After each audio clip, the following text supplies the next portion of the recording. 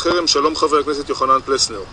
ערב טוב לך ולמאזינים. סיעת קדימה, אתה מוביל מהלך נגד חוק החרם. אני רוצה להזכיר לך שחברי סיעתך בכלל תמכו בהצעת החוק המקורית בהתחלה. דליה איציק, צחי הנגבי, רוחמה אברהם בלילה, מגלי והבה, יואל חסון, מחילה עם מישהו ששכחתי, לפחות 5 חברי כנסת מסיעת קדימה, סיעתך שלך, תמכו בהצעת החוק הזו. אין קשקוש יותר גדול מזה. זה לא נכון עובדתית? אני אענה לך, אני מציע שיוזמי החוק יפסיקו להשתמש בשמות האלה בניסיון לייצר לגיטימציה לחוק שהוא לגמרי לא לגיטימי ולא חוקתי. ההצעה המקורית והכוונה המקורית של החוק הייתה לעשות משהו דומה לחוק האמריקאי.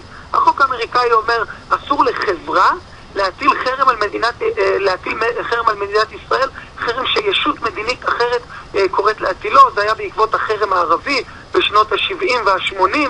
מדובר כאן במשהו אחר לחלוטין. מדובר בחברות שנכנסות, שבאות בהסכם להטלת חרם בעקבות חרם שמוטל על מדינת ישראל מישות מדינית זרה. מדובר על חוק שכל כולו מכוון נגד אזרחי מדינת ישראל ונגד אזרחי מדינת ישראל שמשתמשים בכלי ביטוי וכלי מחאה פוליטיים נגד ההתנחלויות. מדובר בחוק איסור על מחאה נגד התנחלויות. יש שם, לפי דבריו של היועץ המשפטי של הכנסת, שהוא הפרשן המוסמך של החוק של הכנסת, מי שאמור להגן עליה בבג"ץ, אומר היום בחוות דעת שאני חבר הכנסת פלסנר, פגיעה בליבת חופש הביטוי הפוליטי במדינת ישראל, ושמביאים את החוק הזה אל סף האי חוקתיות וייתכן אף מעבר אליו. אבל מי שמחליט בחוקים זה לא יועץ משפטי, אלא הם חברי כנסת. לא, סליחה, אנחנו בדמוקרטיה זה שיטה של איזונים ובלמים. הגישה הזאת של המעין סובייטית, שדמוקרטיה זה מקום שבו הרוב בפרלמנט יכול לדרוס את כולם ולקבל כל החלטה ולשלול מהמיעוט את חופש הביטוי, את היכולת שלו להשתמש בכלי מחאה פוליטיים. ואל מול מה? אל מול ההתנחלויות המבודדות, הנושא הכי שנוי במחלוקת פוליטית ב-40 השנה האחרונות במדינת ישראל.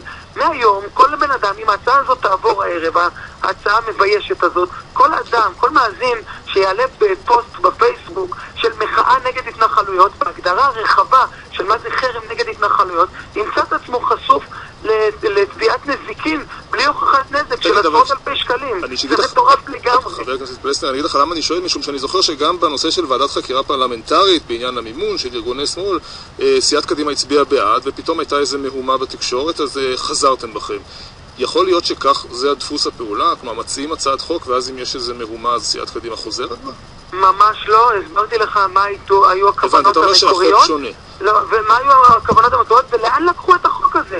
מחוק שעוסק בכלל בחרם בינלאומי, לקחו את זה לחוק שכל כולו מתעסק בחופש הביטוי בתוך גבולותיה של מדינת ישראל. לכן נדרשנו לחוות הדעת הזאת של היועץ המשפטי שבא היום ואמר שמדובר בפגם חוקתי ממשי. עכשיו, מה המשמעות של כל המילים האלה? המשמעות היא פגיעה קשה בדמוקרטיה. עכשיו, בניגוד לאלה שאומרים, הכנסת היא הריבון והיא מחליטה.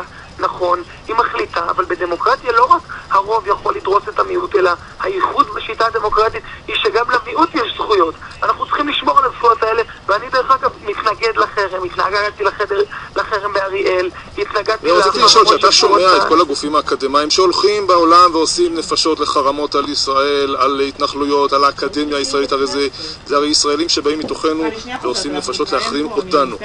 אתה אוהב את זה? זה נוח לך? הדמוקרטיה לא יכולה להתגונן כאשר היא בשעת משבר? אני מתאהב את זה, ועדיין עוצמתה של הדמוקרטיה, דרך אגב, לא התהליך שאתה תיארת, אין קשר בינו ובין החוק הזה. החוק הזה עוסק בנושא של ההתנחלויות. כאשר מחרימים את...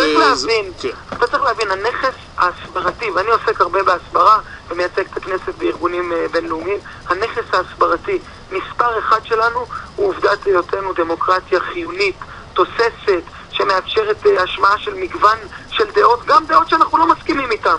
וזה הנכס ההסברתי, זה מה שמבדיל בינינו ובין היריבים. וכשכל העולם, אפילו העולם הערבי, מתקדם לקראת הענקת יותר חופש ויותר זכויות פוליטיות, אנחנו הולכים בכיוון של סעודיה ואפגניסטן.